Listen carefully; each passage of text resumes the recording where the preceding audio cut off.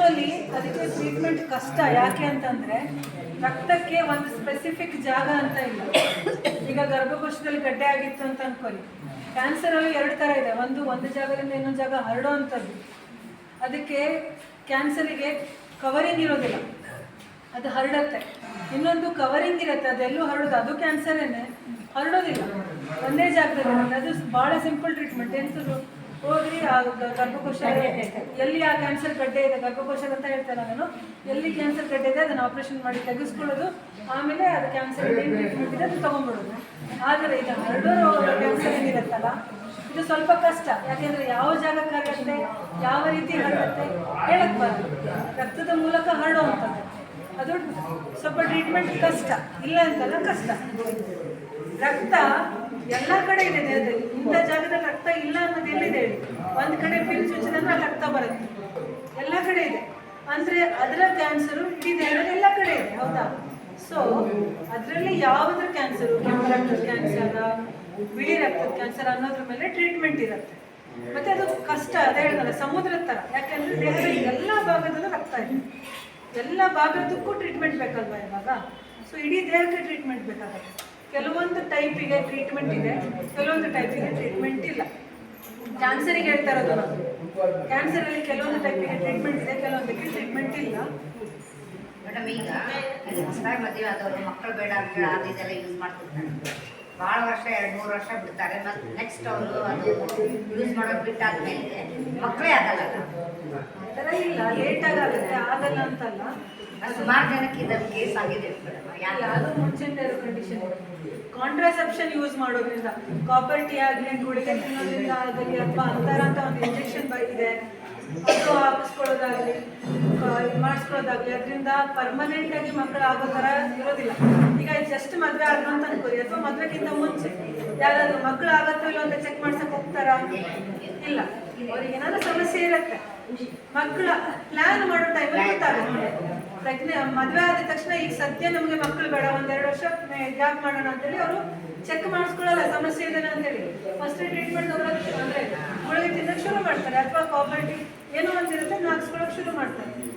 ಆಮೇಲೆ ಯಾಕೆ ಮಕ್ಕಳಾಗಲಿಲ್ಲ ಅಂತ ಚೆಕ್ ಮಾಡಿಸ್ತಾರೆ. ಮುಂಚೆ ಇರೋ ಸಮಸ್ಯೆ ಇರ್ಬೋದು. ಕಾಂಟ್ರಾಸೆಪ್ಷನ್ನಿಂದ ಮಂಜತನ ಬರೋದಿಲ್ಲ. ಬರೋ ಹಾಗಾಗಿದ್ದಿದ್ರೆ ಅದು ಸರ್ಕಾರ ತಗೊಳ್ಳಿ ಅಂತ ಹೇಳ್ತಾನೆ ಇರಲಿಲ್ಲ. ಕಾಂಟ್ರಾಸೆಪ್ಷನಿಂದ ಬಂಜತನ ಬರೋದಿಲ್ಲ. ಮತ್ತು ಕಾಪರ್ ಟೀಯಿಂದನೂ ಸುಮಾರು ಜನ ಕಾಪರ್ ಟೀ ಹಾಕ್ಸ್ಕೊಂಡಿದ್ದು ಎದೆಲ್ಲಿ ಹಿಂಗೆ ಹೊರಗಡೆ ಬರುತ್ತೆ, ಬಾಯಿಂದ ಹೊರಗಡೆ ಬರುತ್ತಂತೆ. ಹೇಳಿದ್ದೆ ಅದು, ಹೇಳಿದ್ದೆ ನಾನು ಕೇಳಿ ಹೇಳ್ತಾ ಇರೋದು. ಬರಲ್ಲ ಈಗ ಅದೇ ಹೇಳ್ತಿರೋದು. ಬಾಯಲ್ಲಿ ಟನಲ್ ಯಾರು ಮಾಡಿಸಿಲ್ಲ. ಗರ್ಭಕೋಶ ಬಿಟ್ಟೆ ಎಲ್ಲೂ ಹೋಗಲ್ಲ,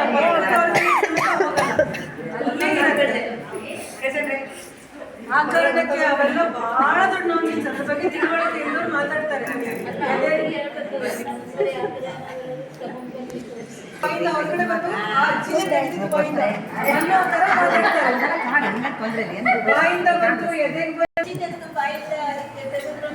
ತೆಗೆದ್ರು ಅಂತಲ್ಲ, ಅವ್ರು ಹೇಳೋದು ಯಾರೂ ತೆಗೆದಿಲ್ಲ. ಸುಳ್ಳು ಹೇಳೋದು ಕಣ್ಣಿಗೆ ಕಂಡಂಗೆ ಹೇಳ್ತಾರೆ ಅಂತ ನಾವು ಹೇಳಿದ್ವಿ.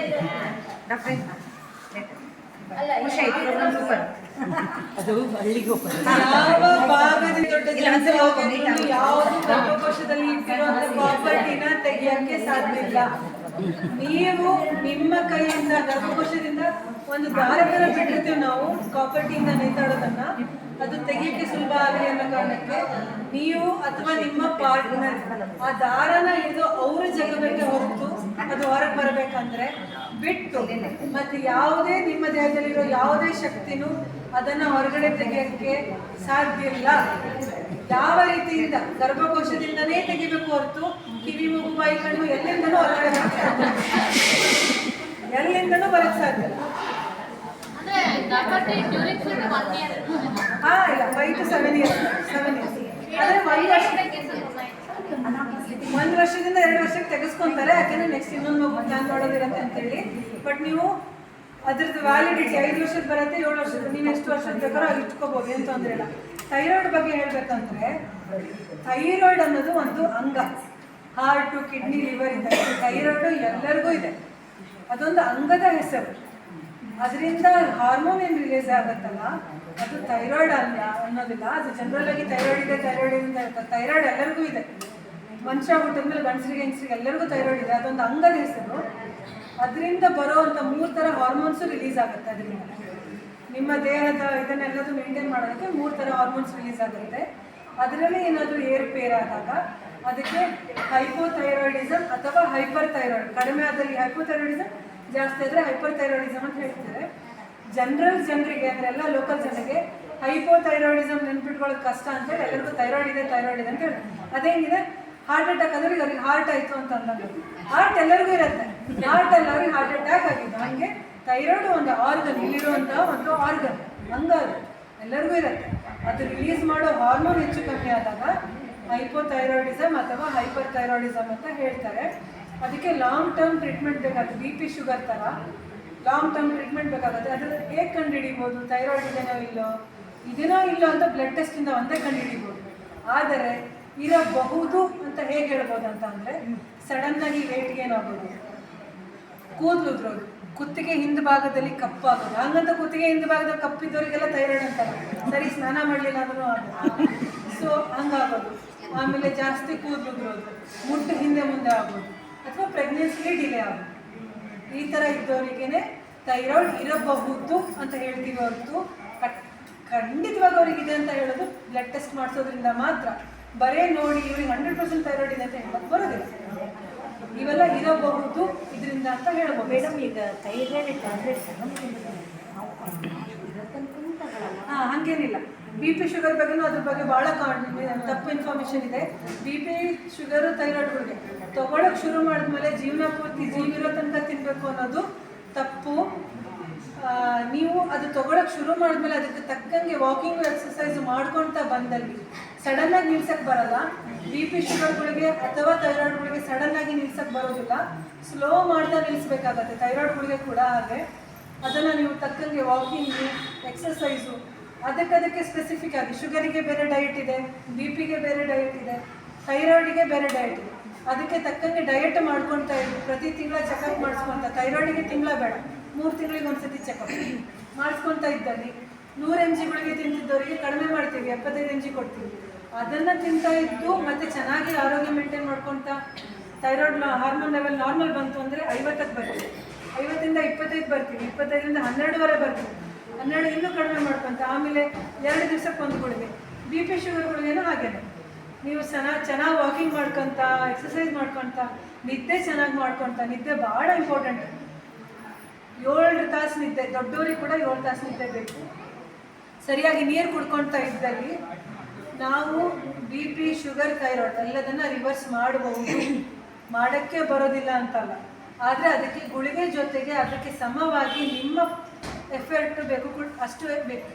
ಭಾಳ ಜನ ಆಯಿತು ಬೆಳಿಗ್ಗೆಯಿಂದ ಸಂಜೆವರೆಗೆ ಮನೆಗೆ ಕಸ ಗುಡಿಸಿ, ನೆಲ ಒರೆಸಿ, ಬಟ್ಟೆ ತೊಳೆದು ಎಲ್ಲ ಮಾಡ್ತೀವಿ, ಮತ್ತು ವಾಕಿಂಗ್ ಯಾಕೆ ಅಂತ 1 ನಿಮಿಷ ಕೂತ್ಕೊಳ್ಳೋದಿಲ್ಲ, ಅಷ್ಟು ಕೆಲಸ ಮಾಡ್ತೇನೆ. ಮತ್ತು ವಾಕಿಂಗ್ ಯಾಕೆ ಅಂತ ಇಲ್ಲ. ವಾಕಿಂಗಿಗೆ ಅದರದ್ದೇ ಆದ ಬೆನಿಫಿಟ್ಸ್ ಇದೆ. BP ಶುಗರು, ಕೊಲೆಸ್ಟ್ರಾಲ್, ಥೈರಾಯ್ಡ್ ಎಲ್ಲದನ್ನು ರಿವರ್ಸ್ ಮಾಡುವಂತಹ ಕೆಪಾಸಿಟಿ ವಾಕಿಂಗಿಗಿದೆ. ಇಂಥದ್ದೇ ಹೊತ್ತು ಅಂತ ಅಲ್ಲ, ನಿಮಗೆ ಅನುಕೂಲ ಆದಾಗ. ಮತ್ತು ರೋಡ್ ಹಿಡಿದು 3 ಕಿಲೋಮೀಟರ್ ನಡ್ಕೊಂಡು ಹೋಗಿ ಬನ್ನಿ, ಅಂಗಳದಲ್ಲೇ ಮಾಡಿ ತೊಂದಿಲ್ಲ. ಆದರೆ ಏನು 30 ನಿಮಿಷ ಕಂಟಿನ್ಯೂ ಮಾಡಬೇಕು. 2 ನಿಮಿಷ ವಾಕ್ ಮಾಡಿದ್ರೆ ಅರ್ಧ ತಾಸು ಕೂತ್ಕೊಂಡ್ರೆ ಮತ್ತೆ ಅದಕ್ಕೆ ವಾಕಿಂಗ್ ಅನ್ನಲ್ಲ. ವಾಕಿಂಗ್ ಅಂದರೆ 30, ಈಗ ಕೆಲವೊಬ್ಬರಿಗೆ ಜಾಸ್ತಿ ಇದ್ದರೆ 45 ನಿಮಿಷ ಅಂತ ಹೇಳ್ತೀವಿ, ಕೆಲವೊಬ್ಬರಿಗೆ 30 ನಿಮಿಷ ಕಂಟಿನ್ಯೂ ಮಾಡಿದ್ರೆ ವಾಕಿಂಗಿಗೆ ಸಿಕ್ಕಾಪಟ್ಟೆ ಹೆಲ್ತ್ ಬೆನಿಫಿಟ್ಸ್ ಇದೆ. ಮನೆ ಅಂಗಳದಲ್ಲೇ ಮಾಡ್ಬೋದು, ಮನೆ ಒಳಗಡೆನೇ ಮಾಡ್ಬೋದು, ತೊಂದರೆ ಇಲ್ಲ. ಆದರೆ ಕಂಟಿನ್ಯೂ ಮಾಡ್ಬೇಕು ಅಷ್ಟೇ. ಮತ್ತು ವಾಕಿಂಗ್ ಅಂದರೆ ರನ್ನಿಂಗ್ ಅಲ್ಲ, ಓಡಬೇಕು. ನನಗೆ ಓಡೋಕ್ಕಾಗಲ್ಲ, ಅವಕಾಶ ನಡೆದ್ರೂ ತೊಂದರೆ ಇಲ್ಲ. ಬ್ರಿಸ್ಕ್ ವಾಕ್, ಕೈ ಇದು ಮಾಡ್ಕೊತ ವಾಕಿಂಗ್ ಮಾಡ್ಕೊತ 30 ನಿಮಿಷದಿಂದ 45 ನಿಮಿಷ ಮಾಡಿದ್ರೆ ಅದರದ್ದೇ ಆದಂಥ ಸಿಕ್ಕಾಪಟ್ಟೆ BP ಶುಗರ್, ಥೈರಾಯ್ಡ್, ಕೊಲೆಸ್ಟ್ರಾಲ್ ಎಲ್ಲದಕ್ಕೂ ಅದರದ್ದೇ ಆದಂಥ ಭಾಳಷ್ಟು ಬೆನಿಫಿಟ್ಸ್ ಇದೆ. ಜಾಯಿಂಟಿಗೂ ಕೂಡ ಭಾಳಷ್ಟು ಬೆನಿಫಿಟ್ಸ್. ಮತ್ತೊಂದು ಮೇಡಮ್, ಊಟ ಆದ್ರೂ ಒಬ್ಬೊಬ್ಬರು ಏನು ಹೇಳ್ತಾರೆ, ಊಟ ಆದಮೇಲೆ ವಾಕಿಂಗ್ ಮಾಡಬೇಕು, ಅಥವಾ ಊಟಕ್ಕಿಂತ ಮೊದಲು ವಾಕಿಂಗ್, ಅರ್ಧ ಗಂಟೆ ಮೊದಲು ವಾಕಿಂಗ್ ಮಾಡಬೇಕು. ಅದರಲ್ಲಿ ಯಾವುದು ಇದು? ನಾವು ಯೂಟ್ಯೂಬ್ ನೋಡಿದಾಗ ಒಂದೊಂದು ಡಾಕ್ಟರ್ ಹೇಳ್ತಿರಲಿಲ್ಲ, ಊಟ ಆದಮೇಲೆ ನೀವು ಅರ್ಧ ಗಂಟೆ ವಾಕಿಂಗ್ ಮಾಡಿ ಆಮೇಲೆ ಮಲಗಿ ಹೇಳೋದೊಂದು ಹೇಳ್ತಾರೆ. ವಾಕಿಂಗು ನೀವು ದಿವಸದ ಯಾವ ಟೈಮಲ್ಲಿ ಮಾಡಿದ್ರೂ ಎಫೆಕ್ಟಿವ್ ಇರುತ್ತೆ. ಊಟಕ್ಕಿಂತ ಮುಂಚೆ ಮಾಡೋದು ನಿಮ್ಮ ದೇಹಕ್ಕೆ ಒಳ್ಳೆಯದೇನೆ, ಊಟಕ್ಕಿಂತ ನಂತರ ಮಾಡಿದ್ರು ಒಳ್ಳೆಯದೇ. ಊಟಕ್ಕಿಂತ ನಂತರ ಯಾಕೆ ಮಾಡಿ ಅಂತೀವಿ ಅಂದರೆ ಅದ್ರ ಜೊತೆ ಒಂದು ಎಕ್ಸ್ಟ್ರಾ ಎಫೆಕ್ಟ್, ಒಳ್ಳೆ ಎಫೆಕ್ಟ್ ಸೇರ್ಕೊಳ್ಳುತ್ತೆ. ಎಂಥದ್ದು? ನಿಮ್ಮ ಜೀರ್ಣಶಕ್ತಿ. ಊಟಕ್ಕಿಂತ ಮುಂಚೆ ಮಾಡಿದ್ರು ಎಫೆಕ್ಟಿವ್ ಅದು. ಊಟಕ್ಕಿಂತ ಮುಂಚೆ ಮಾಡಿಬಿಟ್ಟೆ ಉಪಯೋಗನೇ ಆಗಿಲ್ಲ ಅನ್ನೋ ಥರ ಇಲ್ಲ. ಊಟಕ್ಕಿಂತ ಮುಂಚೆ ಮಾಡಿದ್ರು ನಿಮಗೆ ಎಫೆಕ್ಟಿವ್ ಇರುತ್ತೆ. ಆದ್ರೇನು, ಈಗ ನಾವು ಬೆಳಿಗ್ಗೆ ಮಾಡಿದ್ರು ತಿಂಡಿ ತಿಂದೋಗ್ಬಿಟ್ಟು ಡೈರೆಕ್ಟ್ ಮಧ್ಯಾಹ್ನ ಊಟ ಮಾಡಿರ್ತೀವ. ಊಟಕ್ಕಿಂತ ಮುಂಚೆ ಅಂದರೆ ಒಂದು ಅರ್ಧ ತಾಸು ಮುಂಚೆ ಅಂದರೆ ನಿಮ್ಮ ದೇಹದಲ್ಲಿ ಶಕ್ತಿ ಇರೋದಿಲ್ಲ, ಹೊಟ್ಟೆ ಹಸುವಾಗಿರುತ್ತೆ, ದೇಹಕ್ಕೆ ಗ್ಲೂಕೋಸ್ ಲೆವೆಲ್ ಬೇಕಾಗಿರುತ್ತೆ. ಆ ಟೈಮಲ್ಲಿ ನೀವು ವಾಕಿಂಗಿಗೆ ಹೋದರೆ ಸುಸ್ತು ಭಾಳ ಬೇಗ ಆಗೋ ಚಾನ್ಸಸ್ ಇರುತ್ತೆ, ತಲೆ ಸುಸ್ತು ಬರೋ. ಯಾಕೆಂದರೆ ಎದ್ರ ಮುಂಚೆನೇ ಎನರ್ಜಿ ಇಲ್ಲ, ಮಧ್ಮೇಲಿಂದ ನೀವು ವಾಕಿಂಗ್ ಮಾಡಿ ಇರೋ ಎನರ್ಜಿನೂ ಖಾಲಿ ಮಾಡ್ಕೊಳ್ಳೋ ಪ್ರಯತ್ನ ಮಾಡ್ತಿರ್ತೀವಿ ಅಂದಾಗ ತಲೆ ಸುತ್ತು ಬರೋ ಚಾನ್ಸಸ್ ಇರುತ್ತೆ, ವೀಕ್ನೆಸ್ ಆಗೋ ಚಾನ್ಸಸ್ ಇರುತ್ತೆ. ಆ ಕಾರಣಕ್ಕೆ ಊಟಕ್ಕಿಂತ ಸ್ವಲ್ಪ ಹೊತ್ತು ಮುಂಚೆ ನಾವು ಬೇಡ ಅಂತ ಹೇಳ್ತೀವಿ. ಬಿಟ್ಟರೆ ನಿಮ್ಗೆ ಎನರ್ಜಿ ಇದೆ, 11 ಗಂಟೆ ನಾನು ಒಂದು ಹಣ್ಣು ತಿಂದಿದ್ದೆ, ಇಲ್ಲ ಏನೋ ತಿನ್ಕೊಂಡಿದ್ದೆ, ಮಾಡಿ ವಾಕಿಂಗ್. ಅಷ್ಟು ಊಟಕ್ಕಿಂತ ಮುಂಚೆ ಮಾಡಿದ್ರು ತೊಂದರೆ. ಊಟ ಆದಮೇಲೆ ಮಾಡೋದ್ರಿಂದ ಒಂದು ಎಕ್ಸ್ಟ್ರಾ ಬೆನಿಫಿಟ್ ಏನಂದರೆ ನಿಮ್ಮ ಜೀರ್ಣ ಬೇಗ ಆಗುತ್ತೆ. ತಿಂದಿರೋದು ನಾವೇನೇ ಆಹಾರ ತಿಂದು, ಡಯಟಿಂಗ್ ತಿಂದು, ಏನೇ ತಿಂದು, ಅದು ನಿಮಗೆ ಬಳಕೆ ಆಗೋದು ಎನರ್ಜಿ ಆಗಿ. ನೀವೇನು ಕೆಲಸ ಮಾಡ್ತೀರಲ್ಲ ಅದಕ್ಕೆ ಎನರ್ಜಿಯಾಗಿ ಕೆಲಸ ಮಾಡಿ. ನೀವು ತಿಂದ ತಕ್ಷಣ ಕುತ್ಕೊಂಡ್ರೆ ಅಂತ ಆಗುತ್ತೆ, ಎನರ್ಜಿ ಖರ್ಚು ಮಾಡೋಕ್ಕೇನೂ ಇಲ್ಲ. ಈಗ ನಾನು ದುಡಿತಾ ಇದ್ದೀನಿ, ನನ್ನ ತಿಂಗಳ ಸರ್ಕಾರ ದುಡ್ಡು ಕೊಡುತ್ತೆ. ನಾನು ಅದನ್ನು ಅಕೌಂಟಿಗೆ ದುಡ್ಡು ಬಂದ ತಕ್ಷಣ ನಾನು ಶಾಪಿಂಗಿಗೆ ಹೋದ್ರೆ ಎಂತ ಆಗುತ್ತೆ? ದುಡ್ಡು ಖರ್ಚಾಗುತ್ತೆ. ನಾನು ಶಾಪಿಂಗಿಗೆ ಹೋಗಿಲ್ಲ, ಇಲ್ಲೇ ಕುಂತಿದ್ದೆ ಅಂತಂದ್ರೆ ಏನಾಗುತ್ತೆ? ಅಕೌಂಟಲ್ಲಿ ತುಂಬ್ತಾ ಬರುತ್ತೆ. ಇದೇ ನಮ್ಮದು ಇದರಲ್ಲಿ ಸಂಬಂಧ. ತಿಂದ ತಕ್ಷಣ ನೀವು ವಾಕಿಂಗ್ ಹೋದ್ರಿ, ತಿಂದಿರೋ ಎನರ್ಜಿ ಖರ್ಚಾಗುತ್ತೆ. ಕುಂತ್ಕೊಂಡ್ರೆ ಸುಮ್ಮನೆ ತುಂಬುತ್ತಾ ಬರುತ್ತೆ. ಇದು ದುಡ್ಡು ಥರ ಅಲ್ಲ, ದುಡ್ಡು ತುಂಬಿಸಿದ್ರೆ ಒಳ್ಳೇದು, ಇದು ಖರ್ಚು ಮಾಡಿದ್ರೆ ಒಳ್ಳೇದು. ತಿಂದ ತಕ್ಷಣ ಖರ್ಚು ಮಾಡಿ, ಆಯ್ತಾ? ಮತ್ತೆ ಇನ್ನೊಂದು ನಂದೊಂದು ಡೌಟು. ಈಗ ಮುಟ್ಟು ಬಿಟ್ಟು 10 ವರ್ಷ ಫಸ್ಟ್ ಮುಟ್ಟಾಗಿ ಸಡನ್ ಆಗಿ ಉಬ್ಬಿದ್ರು, ಈಗ ಹಾರ್ಮೋನ್